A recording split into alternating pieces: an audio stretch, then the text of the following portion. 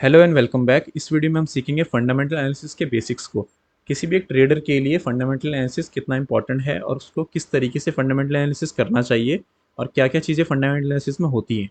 तो देखिए, जैसा मैंने आपको लास्ट वीडियो में अपना टेक्निकल एनालिसिस की वीडियो में कोर कॉन्सेप्ट्स बताए थे टेक्निकल एनालिसिस के, जिसके ऊपर पूरा टेक्निकल एनालिसिस बेस्ड है। तो टेक्निकल एनालिसिस में भी बहुत सारी चीज़ें होती हैं, बट जो मैंने आपको लास्ट वीडियो में बताया था वो इनफ है आपके लिए स्टार्ट करने के लिए। और आप ऐसा समझिए कि 80% आपका टेक्निकल एनालिसिस उसी चीज़ पे डिपेंडेंट होता है। कुछ वैसा ही आपका फंडामेंटल एनालिसिस भी होता है। इसमें भी इतनी चीज़ें हैं कि वो मैं आपको 10 वीडियो में भी समझाऊँगा तो भी आपको चीज़ें ख़त्म नहीं होंगी। तो इसलिए मैं कोशिश कर रहा हूँ कि इस वीडियो में आपको ऐसे बेसिक्स बताऊँ ताकि आपके लिए खुद जाके फंडामेंटली किसी चीज़ को एनालाइज़ करना ईज़ी रहे और आपको पता रहे कि क्या चीज़ें इंपॉर्टेंट हैं और क्या चीज़ें नहीं हैं। सिर्फ़ कुछ ही चीज़ें होती हैं जो 80% इंपॉर्टेंस रखती हैं और बाकी की सारी चीज़ें मिला के 20%। तो इस वीडियो के माध्यम से मैं कोशिश करूँगा कि आपको फंडामेंटल एनालिसिस के बेसिक्स समझ में आए, ताकि आप भी किसी स्टॉक को कल से ही फंडामेंटली एनालाइज करना शुरू कर दें। तो स्टार्ट करते हैं। देखिए, फंडामेंटल एनालिसिस में मेजरली दो चीज़ें होती हैं। मैंने अपनी अपनी लास्ट वीडियो में आपको बताया होगा कि 4 स्टेप्स में जो है किसी भी स्टॉक का प्राइस चेंज होता है। पहले तो कुछ फैक्टर्स होते हैं जो चेंज होते हैं, उनके चेंज होने की वजह से मार्केट में लोगों के सेंटिमेंट चेंज होते हैं। सेंटिमेंट की वजह से लोग डिमांड और सप्लाई जनरेट करते हैं और डिमांड और सप्लाई जो है प्राइसेस को चेंज करती है। तो लास्ट वाले सेशन में हमने टेक्निकल एनालिसिस में सीखा था कि जो प्राइस में जो चेंज आ रहा है उसको देखते हुए हम एनालाइज करें कि नेक्स्ट चेंज क्या होने वाला है। और इसमें हम सीखेंगे कि जो स्टार्टिंग में जो फैक्टर्स थे जो अफेक्ट कर रहे थे लोगों के सेंटिमेंट को, उन फैक्टर्स में हम देखें कि क्या क्या चेंजेस आ रहे हैं और क्या क्या आ सकते हैं। तो उससे हमें आइडिया हो जाएगा कि लोगों के सेंटिमेंट किस तरीके से अफेक्ट होंगे और इवेंचुअली प्राइस पे क्या चेंज आने वाला है वो हमें पहले पता चल जाएगा। टोटल गेम एनालिसिस का ही है, क्योंकि डेटा तो सबके पास ही अवेलेबल होता है। बस आप उसको कितने बढ़िया तरीके से एनालाइज कर पाते हैं टोटली उस पर डिपेंड करता है। फंडामेंटल एनालिसिस का मतलब होता है कि कोई भी स्टॉक है उसके फंडामेंटल्स यानी कि उसकी बुनियाद को पकड़ते हुए आप उसकी बुनियाद को समझें, ताकि आप ये समझ पाएँ कि वो किस तरीके से आगे परफॉर्म करने वाला है। फंडामेंटल यानी कि वो स्टॉक जो वो कंपनी है, वो कंपनी कैसा काम कर रही है, वो किस चीज़ में काम कर रही है, क्या उसके जो जो भी उस कंपनी में बोर्ड है, जो भी गवर्न उस कंपनी को कर रहे हैं, उनका क्या विज़न है, किस तरीके से वो कंपनी को चलाना चाहते हैं, कितना वो प्रॉफ़िट बना रहे हैं, कितना वो आगे बना सकते हैं। ये सब चीज़ों को एनालाइज़ करना ही हम बोलते हैं फंडामेंटल एनालिसिस। इसमें और भी बहुत सारी चीज़ें होती हैं, जैसे कि आपने इकोनॉमिक फैक्टर्स को भी देखना होता है, अपने कंट्री के भी और पूरे वर्ल्ड के भी। और ऐसे बहुत सारी चीज़ें होती हैं जो आप साथ में मिला के अगर चलेंगे तो आपके लिए और बेटर रहेगा। बट जो इसमें मेजर जो पार्ट होता है वो उस कंपनी के अपने फंडामेंटल्स का होता है कि वो कंपनी इंडिविजुअली अपना खुद कैसे परफॉर्म कर रही है। तो फंडामेंटल एनालिसिस जनरली दो तरीकों से बांटा रहता है। पहला होता है क्वांटिटेटिव एनालिसिस, दूसरा होता है क्वालिटेटिव एनालिसिस। क्वांटिटेटिव एनालिसिस का मतलब होता है जहां हम क्वांटिटी की बात करते हैं, यानी कि नंबर्स की बात करते हैं। उस कंपनी की परफॉर्मेंस में हर वो चीज़ जो हम नंबर्स में मेजर कर सकते हैं, वो उसका क्वांटिटेटिव एनालिसिस करना हुआ। ताकि नंबर्स के बेसिस पे, यानी कि उसकी सेल्स कितनी हुई है, कितनी स्पीड से बढ़ रही है, कितना उसका प्रॉफिट है, कितना उसका मार्जिन है, कितना उस पर डेट है, वो सारी चीज़ें हम नंबर्स में काउंट कर सकते हैं। तो उसको हम बोलते हैं क्वांटिटेटिव एनालाइज करना कंपनी का, क्वांटिटेटिव एनालिसिस करना उसके फंडामेंटल्स का। और दूसरा होता है क्वालिटेटिव, यानी कि हम उस कंपनी की क्वालिटी जानना चाहते हैं। वो उस कंपनी की क्वालिटी क्या है, वो सारी चीज़ें जो हम नंबर्स में नहीं मेजर कर सकते, वो सारी चीज़ें इसमें आ जाती है क्वालिटेटिव एनालिसिस में। जैसे कि उस कंपनी को मैनेज कौन कर रहा है, कौन उस कंपनी का एमडी है, कौन सीईओ है। तो वो जो है कितना कॉम्पिटेंट है उस कंपनी को चलाने के लिए, उस कंपनी का प्रोडक्ट क्या है, क्या उसका प्रोडक्ट क्या इतना अच्छी क्वालिटी है कि वो आगे तक चलेगा, क्या उस कंपनी का फ्यूचर है, क्या वो मतलब ऐसे सेक्टर में बिलोंग करती है जिस सेक्टर का फ्यूचर आगे अच्छा है या नहीं है। तो ये सारी जो चीज़ें हैं ये हम क्वांटिटी में मेजर नहीं कर सकते, तो इसको हम रखते हैं क्वालिटेटिव एनालिसिस में। तो फंडामेंटल एनालिसिस में दोनों ही चीज़ें आ जाती है, यानी कि क्वालिटेटिव और क्वांटिटेटिव एनालिसिस। तो हम इन दोनों को सीखेंगे कैसे, कहाँ से हमें ये सारी नॉलेज मिलेगी कि उस कंपनी के क्वालिटेटिव और क्वांटिटेटिव एनालिसिस के जो फैक्टर्स हैं वो हम कहाँ से उठाएंगे। तो मैं पहले आपके लिए कुछ बेसिक्स क्लियर कर देता हूँ। एक फाइनेंशियल ईयर जो है 1 अप्रैल से शुरू होके अगले साल के 31 मार्च तक होता है। जैसे कैलेंडर ईयर 1 जनवरी से शुरू होकर 31 ऑफ दिसंबर तक होता है, वैसे ही फाइनेंशियल ईयर 1 अप्रैल से शुरू होता है। तो अप्रैल, मई, जून ये हमारा फर्स्ट क्वार्टर होता है। इसके जून के बाद इसके रिजल्ट्स पब्लिश होते हैं। जो भी कंपनी लिस्ट होती है मार्केट में उसके लिए मैंडेटरी होता है अपने हर क्वार्टर के और अपने एनुअल रिजल्ट्स पब्लिश करना। तो अप्रैल, मई, जून का अपना एक क्वार्टर हो गया, फिर जुलाई, अगस्त, सितंबर का दूसरा क्वार्टर, फिर अक्टूबर, नवंबर, दिसंबर का तीसरा क्वार्टर, और फिर जनवरी, फरवरी, मार्च का आपका फाइनल क्वार्टर हो गया, फोर्थ क्वार्टर। तो हर एक क्वार्टर की भी कंपनी अपने रिजल्ट्स पब्लिश करती है, और ओवरऑल पूरे साल के उस पूरे फाइनेंशियल ईयर के रिजल्ट्स मार्च तक के वो भी अपने कंपनी जो है अपने पब्लिश करती है पब्लिक के नॉलेज में लाने के लिए कि उस कंपनी ने इस पूरे साल कैसा परफॉर्म किया, क्या उनका आगे का विजन है, किस तरीके का उनका ओवरऑल बिजनेस रहने वाला है या रह चुका है उस पूरे साल में। इस सब के ऊपर कंपनी जो है पब्लिक के लिए, पब्लिक की नॉलेज में जो है अपनी वेबसाइट पे भी, और आप एनएससी बीएससी की वेबसाइट पे जाएंगे तो उस पर भी आपको उनके लिए उनके रिगार्डिंग जो डेटा है वो आपको मिल जाएगा। तो आपको डेटा कहाँ से उठाना है और कैसे देखना है, तो इसके लिए एक वेबसाइट है स्क्रीनर, मैक्सिमम लोग इसका यूज़ करते हैं।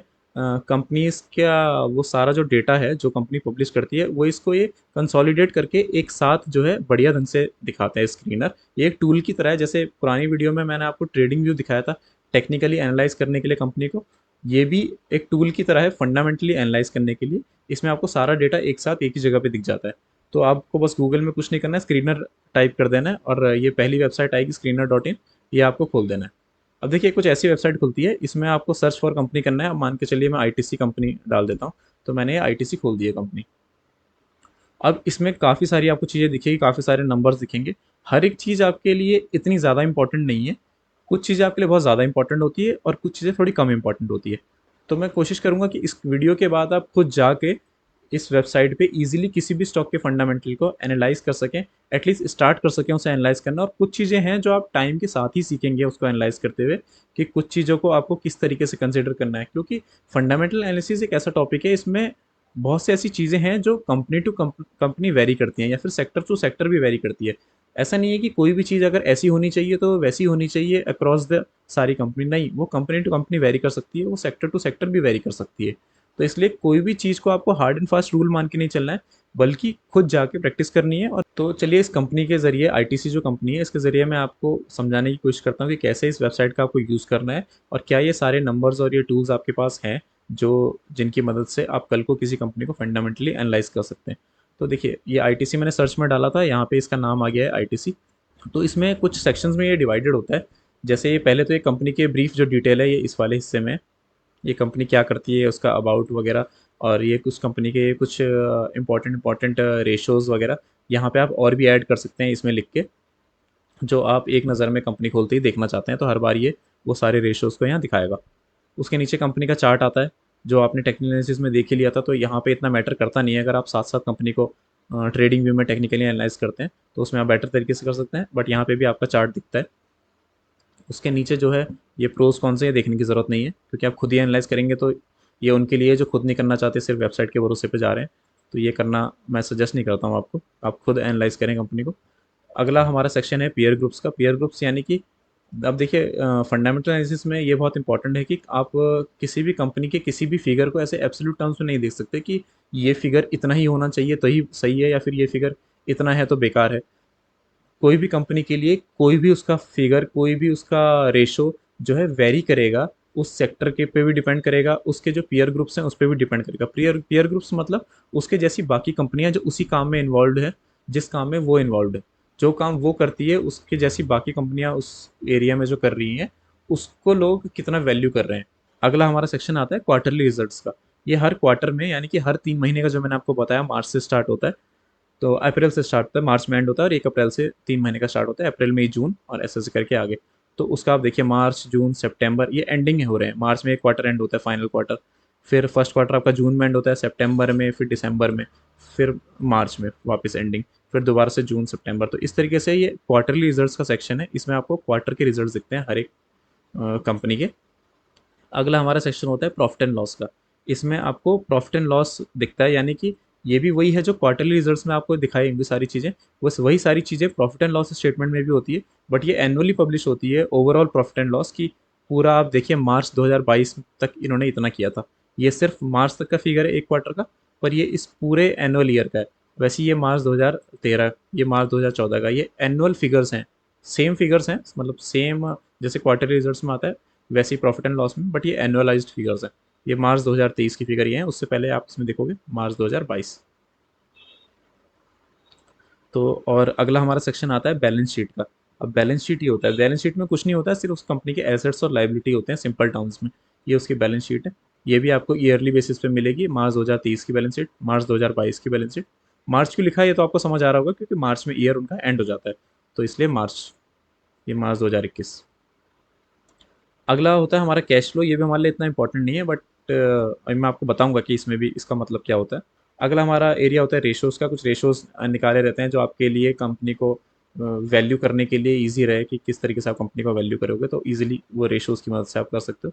इतना इंपॉर्टेंट नहीं है ये वाला सेक्शन हमारे लिए। अब ये होता है शेयर होल्डिंग पैटर्न।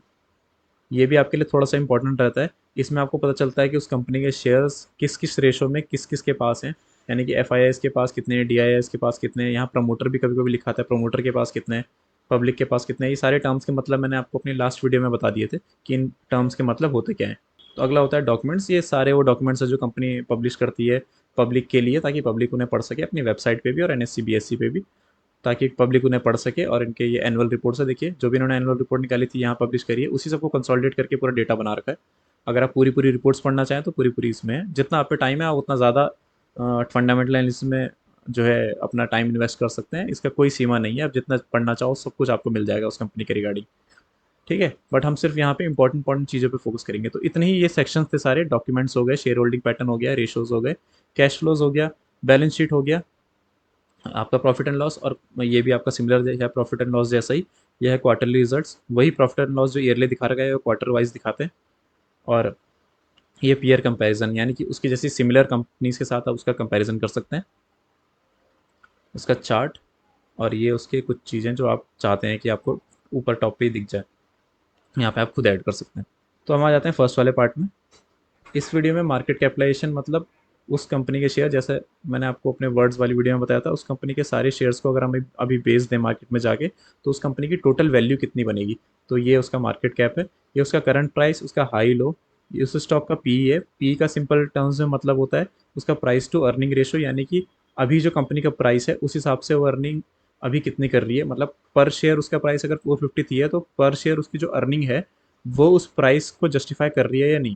तो उसको जानने के लिए हम उसका पी रेशो कैलकुलेट करते हैं, जो कि ऑलरेडी यहाँ लिखा हुआ रहता है कि उसका पर शेयर प्राइस में पर शेयर अर्निंग से अब अगर हम उसको डिवाइड कर दें तो आप उसका पी रेशो ये आ जाता है। ये सारी चीज़ें अगर मैं डिटेल में समझाऊंगा तो ये वीडियो बहुत लंबी हो जाएगी, इसलिए आपको मैं बस ब्रीफ कर रहा हूँ इन चीज़ों पे, ताकि आप खुद जाके किसी भी कंपनी को एनालाइज करना शुरू कर सकें। और धीरे धीरे इन चीज़ों को खुद से अगर आप समझेंगे तो आपको और बेटर तरीके से ये समझ आएगा। अगला होता है बुक वैल्यू। बुक वैल्यू यानी कि उस पूरे कंपनी के सारे एसेट लाइबिलिटी जो हैं, सारे लाइबिलिटी सेटल करके जो भी उस कंपनी के एसेट्स बचते हैं, जितना भी उस कंपनी की संपत्ति है, उस सबको अगर बेच दिया जाए तो पर शेयर आपको कितने रुपए मिलेंगे।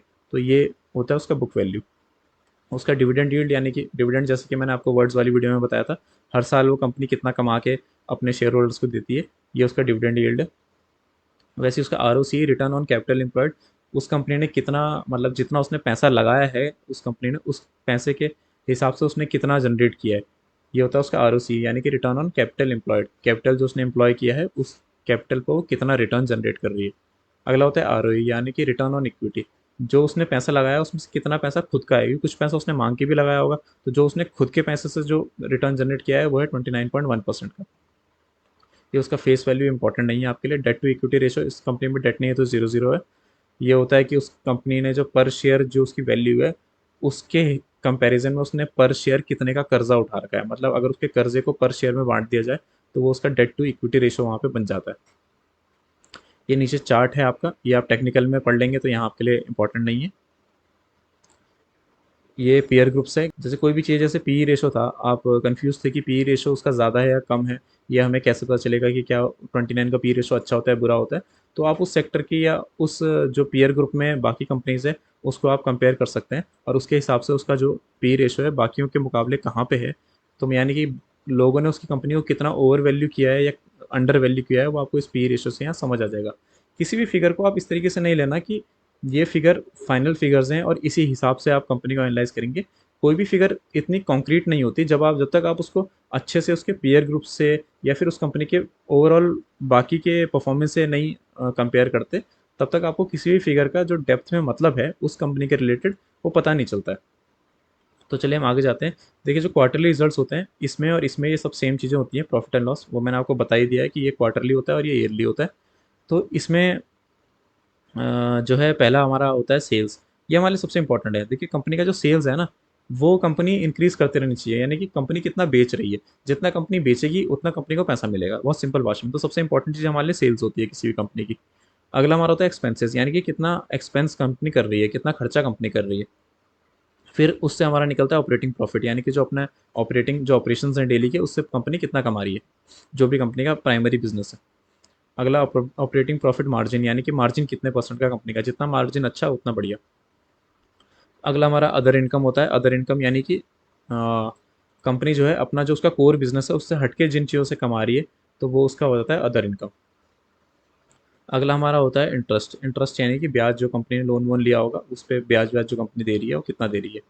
अगला टर्म होता है डेप्रिसिएशन। डेप्रिसिएशन आपको पूरी तरह का समझ नहीं भी आए तो चलेगा, क्योंकि अभी आप धीरे धीरे सिर्फ इंपॉर्टेंट पॉइंट जैसे सेल्स होते हैं, एक्सपेंसेस होते हैं, प्रॉफिट होता है, सिर्फ इन टर्म्स की तरफ ध्यान देना। ये टर्म्स जैसे कि डेप्रिसिएशन हो गया या फिर और भी चीज़ें हो गई जो हमने ऊपर देखी थी, वो आपको धीरे धीरे समझ आएगी टाइम के साथ। पहले आप इसकी अंडरस्टैंडिंग अपनी स्ट्रॉन्ग करना कि sales, expenses, profit, margin, taxes, ये सब क्या होता है। ठीक है। तो डेप्रिसिएशन का से मोटा मोटा मतलब होता है जो भी आपने आइटम्स खरीदे होते हैं उस आइटम्स की वैल्यू को एक साथ एक्सपेंस में काउंट करने के बजाय उसको जो है आपने ईयरली बांट दिया है उस आइटम की एज के अकॉर्डिंग। डिटेल में नहीं समझ आया तो मैंने आपको बता दिया है, कोई इतना इंपॉर्टेंट नहीं है अभी के लिए। प्रॉफिट बिफोर टैक्स मतलब टैक्स कटने से पहले कंपनी ने कितना प्रॉफिट कमाया। जैसे भी लेटेस्ट कंपनी ने जो है ये कमाया है 6,833 करोड़। आप प्रॉफिट देख सकते हैं कि हर साल प्रॉफिट बिफोर टैक्स किस तरीके से बढ़ रहा है या घट रहा है, क्या इसमें चेंजेस आ सकते हैं, है ना। आप टैक्स देख सकते हैं कि टैक्स में क्या चेंजेस आ रहे हैं कंपनी के ऊपर। आप नेट प्रॉफिट होता है नीचे, यानी कि जब टैक्स हटा के कंपनी जो एंड में बच रहा है कंपनी के पास वो कितना प्रॉफिट है। अर्निंग पर शेयर यानी कि पर शेयर के हिसाब से कंपनी कितना अर्न कर रही है। अब यही सेम हमारा होता है प्रॉफिट एंड लॉस की स्टेटमेंट में भी, सेल्स, एक्सपेंसेस, ऑपरेटिंग प्रॉफिट, ये सब यही सारी सेम चीज़ें। अगला हमारा आता है बैलेंस शीट। बैलेंस शीट में आ जाते हैं सारे टर्म। शेयर कैपिटल फिलहाल के लिए आपके लिए इंपॉर्टेंट नहीं है। रिजर्व्स, कंपनी के पास रिजर्व में कितना पैसा पड़ा हुआ है। रिजर्व में मतलब अपने पास जो उन्होंने रखा हुआ है सेफ। बोरोइंग मतलब कंपनी ने उधार कितना लिया हुआ है, बहुत सिंपल भाषा में। अदर लाइबिलिटी यानी कि कंपनी को किसी का भी पैसा देना है वापस तो वो उसकी लाइबिलिटी है, तो वो सारे अदर लाइबिलिटी में इन्होंने डाल दिया है। टोटल लाइबिलिटी यानी कि ये टोटल कितना कंपनी को अभी किसी का जो है उधारी देनी है वापस, तो ये उसकी टोटल लाइबिलिटी होती है। देखिए बैलेंस शीट में मैंने आपको बताया था कुछ नहीं होता, सिर्फ टोटल लाइबिलिटीज़ होती हैं और टोटल एसेट्स होते हैं। तो लाइबिलिटीज़ चार हिस्सों में बांटी हुई है, टोटल लाइबिलिटीज़, और एसेट्स भी चार हिस्सों में बांटे हुए हैं, टोटल एसेट। टोटल एसेट में पहला हमारा होता है फिक्स्ड एसेट। फिक्स्ड एसेट मतलब कि कंपनी ने जो भी चीज़ें खरीद रखी है, जैसे बिल्डिंग खरीदी है, मशीनरी खरीदी है, तो वो सब उसके फिक्स्ड एसेट हो गए। सी डब्ल्यू आई पी यानी कि कैपिटल वर्क इन प्रोग्रेस, यानी कि कंपनी अभी जैसे कंपनी ने कोई चीज़ खरीदी है बट उसको कंपनी यूटिलाइज़ नहीं कर पाई। जैसे कंपनी अगर कोई बिल्डिंग बना रही है तो अभी वो बिल्डिंग बन ही रही है, उसको कंपनी यूटिलाइज़ नहीं कर पा रही है, तो वो सी डब्ल्यू आई पी में आएगा। कंपनी ने पैसा तो दे दिया है उसमें बट कंपनी उसको यूटिलाइज़ नहीं कर रही, तो वो capital work in progress. Capital work in progress यानी कि वो पैसा, जैसे कि फिक्स्ड एसेट होता है, फिक्स्ड एसेट में हमने देखा लैंड, बिल्डिंग, ये सारी चीज़ें। मानो बिल्डिंग है, कंपनी को एक बिल्डिंग या प्लांट की मशीनरी खड़ी करनी है, या कोई भी चीज़ है जो कंपनी को अभी बनानी है, जो जिसमें टाइम लगेगा कि कंपनी उसको पहले बनाएगी। ये जैसे कोई बिल्डिंग है जहाँ पे एक फैक्ट्री है, कंपनी ने फैक्ट्री इस्टेब्लिश करनी है, तो फैक्ट्री इस्टेब्लिश करने में कंपनी को टाइम लगेगा। जब आप कंपनी वो फैक्ट्री को इस्टेब्लिश कर लेगी तो वो उसके फिक्स्ड एसेट्स में काउंट होगी उस फैक्ट्री की वैल्यू। पर जब तक वो इस्टेब्लिश हो रही है कंपनी उससे पहले एडवांस में पेमेंट तो करेगी, तो जब एडवांस में कंपनी पेमेंट कर देगी तो तब तक के लिए सी डब्ल्यू आई पी में है कि जब तक कंपनी उसका यूज़ करना भी शुरू नहीं हुआ है लेकिन कंपनी ने उसका